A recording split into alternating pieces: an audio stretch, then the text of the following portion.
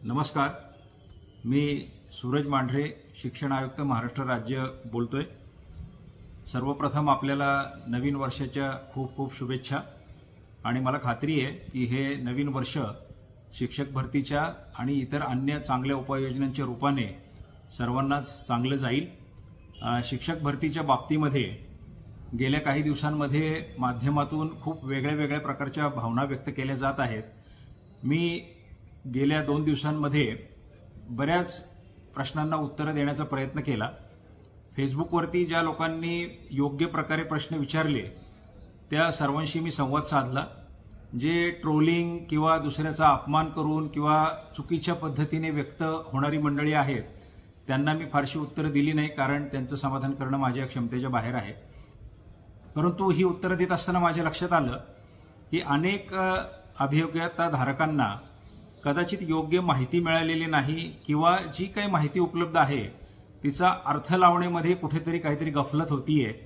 त्यामुळे काही गोष्टींची स्पष्टता करणं गरजेचं आहे। या सगळ्या फेसबुकवरील चर्चा, मला मिळालेले मेसेज, काही लोकांनी माझ्याशी चर्चेतून केलेली मागणी, या सगळ्या मी पाहिल्या।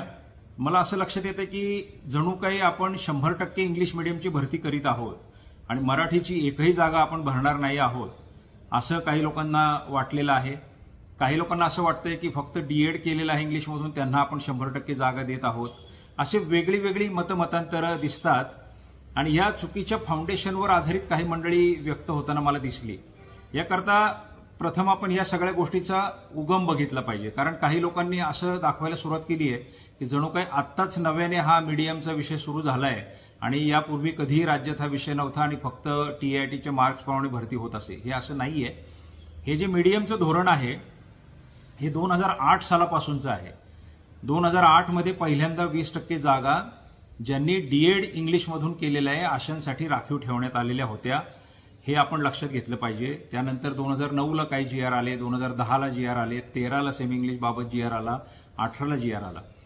18च्या GRचा अर्थ काही मंडळी असं लावतात की ते इंग्लिशचं धोरण रद्द झालं आणि आता कोणतीही जागा इंग्लिशसाठी राखीव नाही किंवा काही करता येत नाही। आपण लक्षात घेतलं पाहिजे। काही मंडळींनी मला GR कसा वाचावा ते देखील सांगितलं। मी त्यांचे आभारी आहे, कारण 30 वर्षाच्या शासकीय सेवेनंतर काही गोष्टी सुटून जातात, पण त्याचं देखील मला माहिती काही मंडळींनी करून दिली। पण मला त्यांचं सांगणं आहे की GR हा प्रस्तावनेपासून ते शेवटपर्यंत वाचायचा असतो, कारण प्रस्तावना ही राज्यघटनेच्या उद्देशिकेसारखी असते। ज्या वेळेला आपल्याला पुढच्या गोष्टींचा काय अर्थ लावायचा असतो त्यामध्ये ती गोष्ट शासनाने का केलेली आहे याचा व्यापक उहापोह प्रस्तावनेत केलेला असतो की काय घटना होती, कोणती गोष्ट ॲड्रेस करायची होती, म्हणून आम्ही हा असा निर्णय घेतोय। तर आपण जर 2018चा शासन निर्णय वाचला तर त्यामध्ये सुद्धा स्पष्ट लिहिलंय की इंग्रजी माध्यमाचे जे काही विद्यार्थी अभियोग्यताधारक घ्यायचे आहेत ते किती प्रमाणात घ्यावे याची मुभा त्या स्थानिक स्वराज्य संस्थेला असल्यामुळे आता ही जी पर्सेंटेज जे टिपिकल ठरवलं गेलं होतं 20% ते काढून टाकले। धोरण रद्द केलेलं नाही शासनाने। 13चा शासन निर्णय ज्याच्यामध्ये सिमिलर टाईपची तरतूद सेमी इंग्लिशसाठी तो आजही अस्तित्वात आहे, हे आपण लक्षात घेतलं पाहिजे।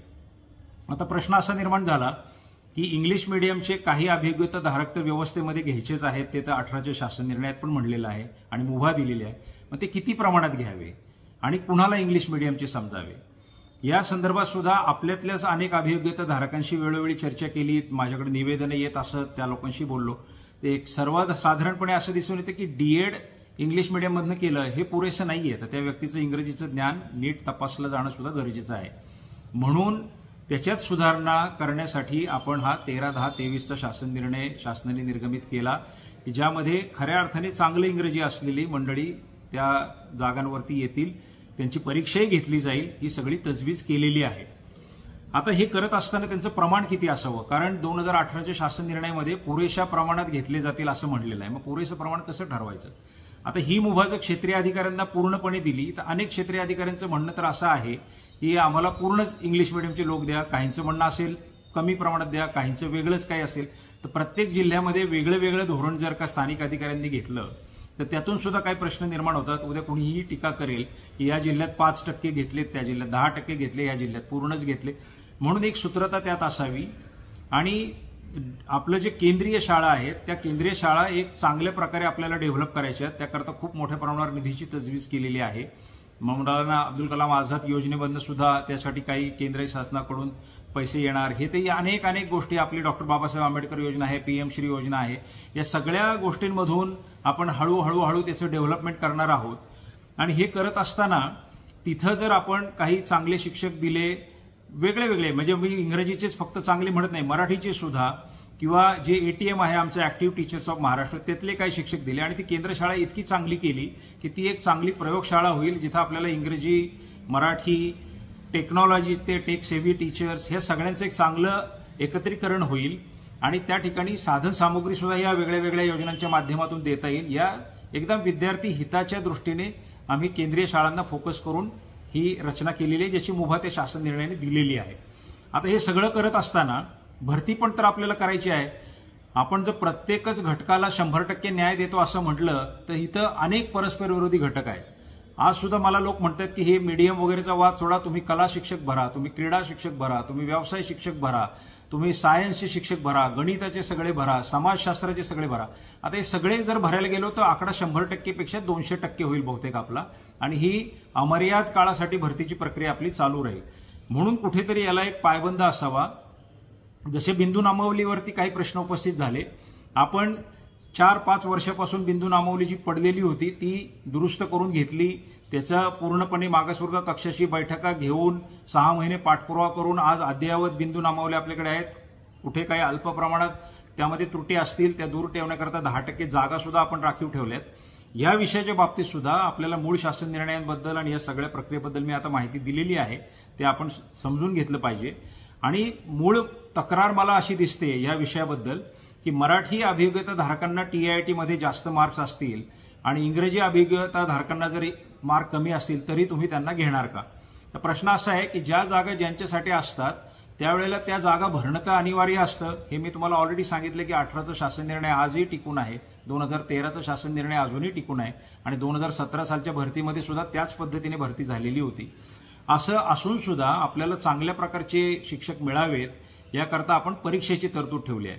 आता हा जो मुद्दा जो वारंवार ह्या मुद्द्याभोवती आपण फिरतो आहोत की मग गुणवत्तेचं काय होणार, तर गुणवत्ता कशी मोजायची, म्हणजे जे त्रिभाषा सूत्र नवीन एज्युकेशन पॉलिसीमध्ये स्वीकारलं गेलेलं आहे त्याला सुद्धा न्याय द्यावा लागणार आहे. कारण मातृभाषेतून शिक्षण देणं हे गरजेचं आहे. मी स्वतः मराठी मीडियममधून शिकलेलो आहे, त्यामुळे हा गैरसमज मराठी मीडियमच्या मुलांनी दूर करावा की इंग्रजीबद्दल काही फार विशेष प्रेम वगैरे मला आहे, मला इंग्रजी चांगलं येतं, मराठी चांगलं येतं, त्यामुळे तो मुद्दा नाही. परंतु आज धोरण तसं आहे, धोरणामध्ये स्पष्ट आहे की काही प्रमाणामध्ये ती मुलं परीक्षेमध्ये घ्यावी लागणार आहेत आणि त्याचं पिटिशन सुद्धा उच्च न्यायालयामध्ये पेंडिंग आहे.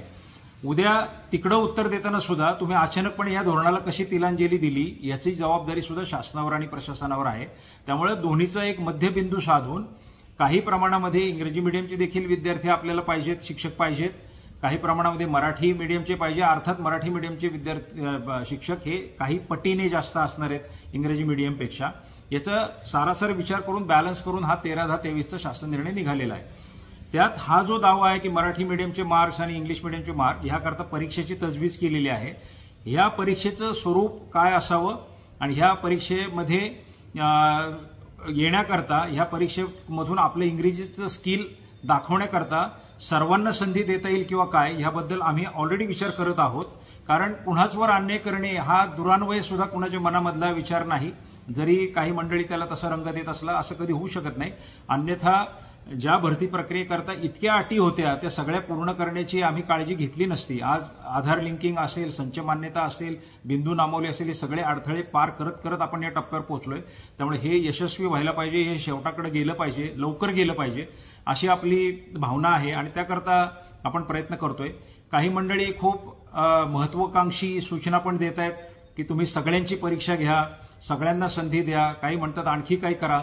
आता हे सगळं करण्याकरता जो वेळ लागेल तो कदाचित इतका वेळ लागेल की हे आचारसंहिता पण लागू शकते, त्यानंतर पुन्हा वेगळी संच मान्यता करावं लागेल. नवीन अकॅडमिक वर्ष सुरू झाल्यावर विद्यार्थ्यांच्या संख्येत बदल झालेला असेल, शिक्षक सेवानिवृत्त झालेले असतील, तर ह्या सगळ्या चरकात आपण अडकायचं का आपण भलेही समाधान सगळ्यांचं नको हो पण अन्याय कोणावर होत नाही अशी काही व्यवस्था स्वीकारायची, हा प्रश्न आहे. त्यामुळे मला असं वाटतं की बऱ्याच गोष्टींवरती मी स्पष्टता आपल्याला केलेली आहे. आणि शेवटचा मुद्दा जो राहतो गुणांकनाचा, त्याला ही जी परीक्षा आम्ही घेणार आहोत ज्याला इंग्लिश मिडियमच्या विद्यार्थ्यांना देखील सामोरं जावं लागणार आहे आणि तशी मुभा आतापर्यंतच्या शासन निर्णयांमध्ये दिलेली आहे. तर त्या मुभेचा वापर करून त्या परीक्षेची व्याप्ती अशी ठेवून की मराठीतल्या गुणवत्ताधारकांना सुद्धा त्याची संधी देता येईल का काय याच्यावरती आम्ही गेल्या अनेक दिवसांपासून विचार करतोय. परंतु या संदर्भात अनेक याचिका सुद्धा प्रलंबित आहेत. मराठी माध्यमांच्या अभियोग्यताधारकांनी केलेली पण याचिका आहे, इंग्लिश मिडियमच्याही अभियोग्यताधारकांनी केलेली याचिका आहे आणि कोर्टाला देखील आपल्याला उत्तर द्यायचं आहे. त्यामुळे कोणतीही घाई गडबड न करता आणि अचानकपणे अब्रप्टली कोणते तरी निर्णय न घेता आपल्याला ह्या सगळ्या फॅक्टरचा विचार करून निर्णय घ्यावे लागणार आहेत.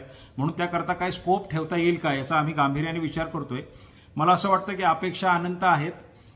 सगळ्यांच्या अपेक्षा पूर्ण करणं कधीच कुठल्या शासन व्यवस्थेला शक्य होऊ शकत नाही, कारण काही अपेक्षा या परस्पर विरोधी असतात. म्हणून आपल्या सर्वांना माझी विनंती ही राहील की अनेक वर्षानंतर आपण ही भरती प्रक्रिया करत आहोत, अनेक अडथळे पार करून करत आहोत, अनेक अपेक्षांना पूर्ण करण्याचा प्रयत्न करत आहोत. म्हणून संयम ठेवला पाहिजे. आपल्याला नोकरी मिळावीच या एकमात्र उद्देशाने प्रेरित न होता आपण व्यवस्थेकडे पण बघितलं पाहिजे, कारण आपला शैक्षणिक दर्जा हा एक आता वेगळा विषय होऊन बसलेला आहे. त्यामुळं चांगल्या अभियोग्यताधारकांना संधी मिळावी हाच प्रशासनाचा प्रयत्न राहील. गेल्या 1-2 दिवसातल्या ज्या मी फेसबुक पोस्ट बघितल्या, मी इतका कधीच फेसबुकवरती इन्व्हॉल्व नव्हतो. पहिल्यांदाच मी ते बघितलं, कारण गैरसमज ह्या टोकापर्यंत गेले होते की मला त्यात हस्तक्षेप करणं गरजेचं वाटलं. पण इतका मी जास्त रिस्पॉन्स दिला की काही लोकांना ते माझं फेक अकाउंट आहे का काय असं वाटायला लागलं होतं. परंतु ते फेक अकाउंट नव्हतं. मी उत्तर देत होतो जे प्रश्न योग्य प्रकारे विचारले जात होते. पण यामध्ये मला एक गोष्टीचं वैषम्य पण वाटलं की जे भावी शिक्षक म्हणून मैदानात उतरलेले आहेत त्यांची भाषा, त्यांची ट्रोलिंगची पद्धती, त्यांनी शासन निर्णय न वाचता उपस्थित केलेले प्रश्न, हे चित्र थोडं चिंताजनक आहे. तर मला आपल्याला हे सांगायचं की अजून ह्या रोगांचा लागण ज्यांना झालेली नाही की ट्रोलिंग, अपमानजनक बोलणं, दुसऱ्यांचा उपमर्द करणं, चुकीच्या पद्धतीने मेसेज पसरवणं यांचा लागण ज्यांना झाली नाही त्यांनी स्वतःला जपावं. कारण तुम्ही शिक्षक होणार आहात, तुम्ही विद्यार्थी घडवणार आहात. त्यामुळे तुम्ही खऱ्या अर्थाने या सगळ्या गोष्टीची ताकद होणार आहात. तर या अशा गोष्टींपासून आपण शक्यतो स्वतःला जपलं पाहिजे. जरी किती प्रकारे कोणी अपमानजनक काही बोललं तरी मी त्यावर काही प्रतिक्रिया दिलेली नाही. उलट मी जाणीव करून दिलेली आहे की चुकीच्या पद्धतीने विषयांची मांडणी करणं यातून प्रक्रिया धोक्यात येऊ शकते आणि तिथून नुकसान होतं. म्हणून पुन्हा एकदा मला सर्वांना आपल्याला सांगायचं आहे की आपल्या सर्वांना माझ्या खूप मनापासून शुभेच्छा आहेत. एक आपल्याला मी निश्चित हमी देतो की शिक्षण विभागात कोणताही निर्णय घेत असताना केवळ आणि केवळ विद्यार्थी हित हेच समोर ठेवून आम्ही सगळेजण काम करत आहोत. त्यामध्ये कोणाचंही कोणतंही 1% सुद्धा दुमत नाही आहे. आपण ही प्रक्रिया अतिशय व्यवस्थितरित्या पार पाडू. जे काही कोर्ट केसेस आहेत त्याला सुद्धा योग्य प्रकारे सामोरं जाऊ. तिथे देखील आपण कोर्टाचं समाधान करू आणि सर्वांना समसमान न्याय दिल्याची भावना ही प्रत्येकाला वाटेल अशा पद्धतीने भरती करू. समाधान किती लोकांचं होईल याची मी शाश्वती देऊ शकत नाही. मी पुन्हा सगळ्यांना तुम्हाला मनापासून शुभेच्छा देतो आणि शासन सेवेमध्ये, शिक्षण क्षेत्रामध्ये आपलं स्वागत करण्यासाठी मी स्वतः सुद्धा खूप इच्छुक आहे आणि आतुर आहे. धन्यवाद.